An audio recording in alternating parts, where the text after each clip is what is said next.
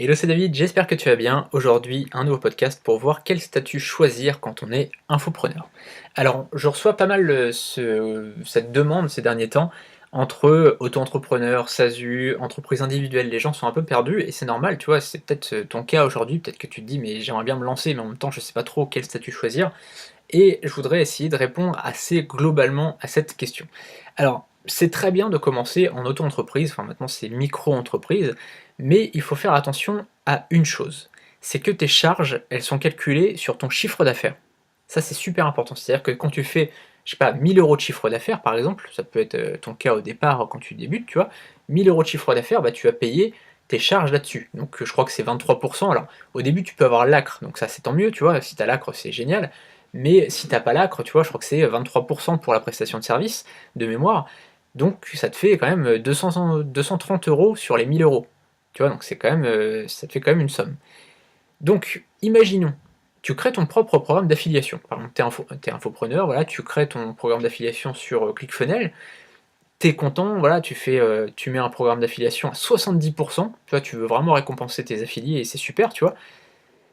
Et en plus de ça, bah, il faut compter que tu as à peu près 4% de frais PayPal et Stripe, à peu près. Parce qu'il faut savoir que PayPal et Stripe, les frais sont dégressifs, plus tu vends, moins tu payes. Après, c'est-à-dire qu'après, quand tu deviens un gros vendeur, bah, leur coût, leurs frais PayPal ou Stripe, ils diminuent. Mais quand tu débutes, bah, c'est un peu cher quand même, tu vois, c'est que tu payes en général à peu près 4%. Donc après, ça dépend, tu vois, tu as 25% de fixe plus des commissions. Alors Stripe, c'est un peu moins élevé que PayPal, mais quand même, c'est quand même assez élevé. Donc, au total, ça te fait 74% de dépenses, tu vois, 70% pour tes affiliés, 4% pour Stripe ou PayPal. Donc ça te fait que 26% de marge. Mais comme on le disait, tes charges, elles vont être sur tes 100% de marge, pas sur tes 26% de marge, tu vois, elles vont être sur tes 100% du chiffre d'affaires. D'accord? Donc de mémoire, comme je te disais, en prestation de service, c'est 23%. Donc il te resterait 3% dans ta poche. Tu vois? C'est-à-dire que tu aurais donc, comme on disait, 70% en taux de commission pour les affiliés, 4% pour PayPal, et ensuite tu aurais 23% qui irait à l'URSSAF, enfin au RSI, pardon. Donc il te resterait pas grand-chose, il te resterait 3% pour toi, c'est pas énorme quand même. Et surtout qu'en plus, bah, finalement, derrière, tu paierais des impôts sur le revenu, tu vois, sur une grosse partie de ton résultat. Donc là, tu te mettrais quand même un peu mal. Donc ça, c'est, tu vois, si tu payes des affiliés, par exemple, si tu veux créer un programme d'affiliation, c'est pas forcément la bonne chose. D'ailleurs, j'avais fait une vidéo il y a très longtemps là-dessus. Ouais, il y a un petit moment quand même, j'étais dans ma voiture, j'avais fait une petite vidéo vite fait comme ça, où je te disais que si tu es affilié aujourd'hui, il vaut mieux vendre sur des plateformes comme par exemple, si tu es affilié, pas si tu es affilié, pardon, si tu es micro-entrepreneur ou auto-entrepreneur, ce que je te conseille de faire, c'est de vendre sur des plateformes au départ, comme un TPE, comme Alphonse Academy, qui est ma plateforme, voilà, ce genre de plateforme comme ça, comme ClickBank aussi. Pourquoi? Parce que, bah, en fait, là, tu vas être commissionné, d'accord? Tu vas toucher les commissions de tes ventes de produits. Et donc, bah, tu vas déclarer finalement ta commission, et non pas ton chiffre d'affaires. Tu vois, c'est-à-dire que, bah, évidemment, c'est la même chose, mais si par exemple tu as un produit à 100 euros, d'accord? Si tu le vends tout seul, avec ton propre programme d'affiliation, bah toi, ton chiffre d'affaires, c'est 100 euros. Tu vois, à chaque vente, c'est 100 euros. Alors que si tu mets ton produit sur, par exemple, un TPE, ou sur Alphonse Academy, ou sur ClickBank, ton produit est à 100 euros. Si tu as une vente qui est faite par un affilié, bah toi, tu vas toucher 30 euros de commission. Donc ça, c'est ton chiffre d'affaires finalement. Tu vas payer tes charges là-dessus. Parce que c'est ClickBank qui va te verser, ou un TPE, ou Alphonse Academy, qui vont te fixer, qui vont te verser, pardon, ta commission. Et donc là, du coup, ça te permet de payer beaucoup moins de charges. Et tu vois, c'est tout à fait légal, puisque finalement, c'est ton chiffre d'affaires, quoi, cette commission-là. Et donc voilà, c'est différents points de vue qu'il faut adopter. Et quand on est auto-entrepreneur ou micro-entrepreneur au départ, il vaut mieux comme ça utiliser des plateformes. Et ensuite, évidemment, dès que tu te mets soit en entreprise individuelle, soit en société, à ce moment-là, évidemment, tu peux aussi créer ton programme d'affiliation personnel. Mais après, c'est pareil. Si tu as envie de garder par la suite un TPE, ClickBank, Alphonse Academy, tu es absolument libre de le faire, ça te fait toujours des ventes en plus, quoi. Mais tu vois, si au départ, ça peut être un risque de faire son propre programme d'affiliation. En SASU, le gros avantage, enfin, prends la SASU parce que je le connais bien ce statut puisque je suis en SASU moi-même. Donc c'est Société par action simplifiée unipersonnelle. Donc c'est si tu es seul actionnaire, tu es en SASU, et s'il y a plusieurs actionnaires, tu es en SAS.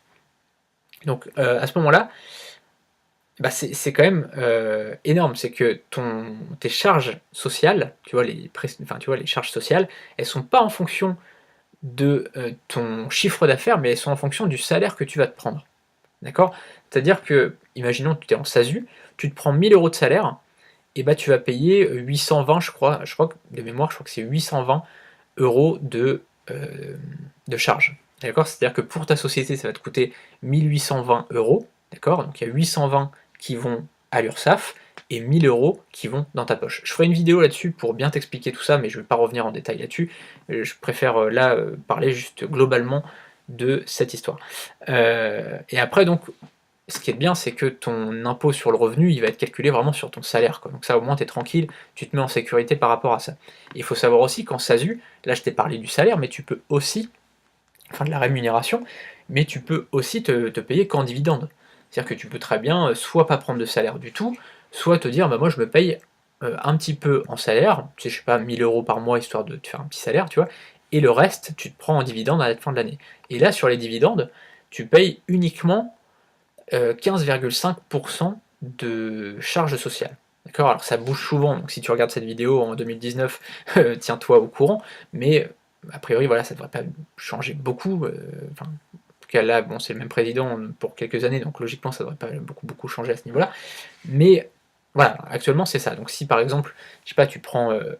Enfin, voilà, je ne vais pas trop faire le calcul, je t'ai fait une vidéo récemment, mais tu vois, si tu as 10 000 € comme ça à prendre, bah, tu as 15,5% de taxes sur les dividendes, enfin qui vont en charges sociales. Donc ça, voilà, sans compter évidemment l'impôt sur les sociétés, sans compter l'impôt sur le revenu, donc ça c'est un calcul à faire, mais je t'ai mis un lien juste en dessous vers une de mes vidéos où je t'explique en fait tout ça, comment calculer finalement ce qui te reste à la fin de l'année. Donc tout ça c'est important, et il faut savoir aussi une autre chose, c'est qu'en SASU, tu peux déduire des choses de tes charges. Imaginons, je sais pas, tu t'achètes une formation. Je sais pas, tu t'achètes une formation pour apprendre comment créer un site web, tu t'achètes une formation comment faire plus de ventes, tu t'achètes une formation, je sais pas, comment créer une bonne page de vente par exemple. Bah, si tu es en auto-entreprise ou en micro-entreprise, bah, c'est pour ta poche. Tu la payes avec ton argent personnel, tu vois. Alors que si tu es en SASU, bah, c'est ta société qui paye et ça passe dans tes charges. Tu vois, ça passe dans les documentations, c'est tout à fait légal, hein, c'est que c'est tout simplement une charge, c'est normal, tu as le droit de te former, une société a le droit de se former, tu vois. Et donc ça passe dans les charges.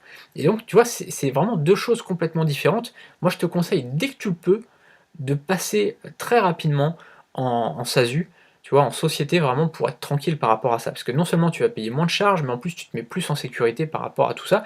Et il y a une autre chose, bon, ça c'est pas très important parce que infopreneur, tu vois, t'as pas beaucoup de dépenses, mais quand tu es en SASU, ta société et toi, vous n'êtes pas la même personne. Ça veut dire quoi? Ça veut dire que si un jour tu as un problème, bah, on peut pas te prendre ton argent perso. Tu vois, on peut pas venir chez toi et dire, voilà, on vous confisque ça, tu vois? Non, vous êtes deux personnes différentes. Donc tu te protèges aussi au niveau de ton patrimoine quand tu es en société, quand tu es en SASU, plutôt que quand tu es en entreprise individuelle ou en micro-entreprise. Voilà. Donc je voulais faire cette petite vidéo quand même pour voir un petit peu tout ça. N'hésite pas si tu as des questions, parce que forcément, là c'est très global, donc c'est assez difficile de te parler de tout ça. Mais voilà, je voulais juste te faire comprendre qu'en SASU, enfin en société en l'occurrence, même si tu es en EURL par exemple, bah, tu peux beaucoup plus faire prospérer ton business parce que tu peux investir dedans, et en plus tu prends moins de risques. Voilà, c'était en gros globalement le truc. Après évidemment si tu commences à vendre sur des plateformes comme 5euros.com ou comme voilà, Alphonse Academy, Alphonse Work, un TPE, Clickbank, etc. Là tu peux commencer sans problème en auto-entreprise, tu te prends pas la tête et dès que tu le peux, tu passes en société. Voilà, c'était juste mon petit avis par rapport à tout ça. Je te mets les liens juste en dessous et je te mets un lien vers Captain Contrat. Donc si tu veux créer ta société, tu as 10% en fait de remise sur la création de ta société avec Captain Contrat. Personnellement, c'est eux qui m'ont fait la société Alphonse, tu vois.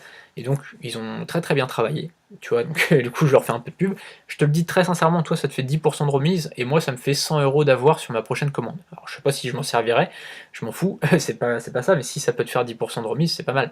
Tu vois, moi je les ai pas eu, donc si toi tu peux en profiter, sur une création de société, je crois qu'on est à 800 € à peu près de frais, ça te fait quand même 80 € d'économie. Voilà. Donc si ça peut te permettre d'économiser 80 €, c'est tant mieux. Comme ça, tu pourras acheter une formation de moi ou de quelqu'un d'autre. Voilà, donc on se retrouve demain pour un prochain podcast. On a fini de parler d'infopreneurs, je voulais parler de tout ça toute cette semaine, et puis à partir de demain, on entame un autre sujet. À demain pour le prochain podcast. N'hésite pas à t'abonner à la chaîne YouTube et à voir tous les liens qui sont dans la description. Salut!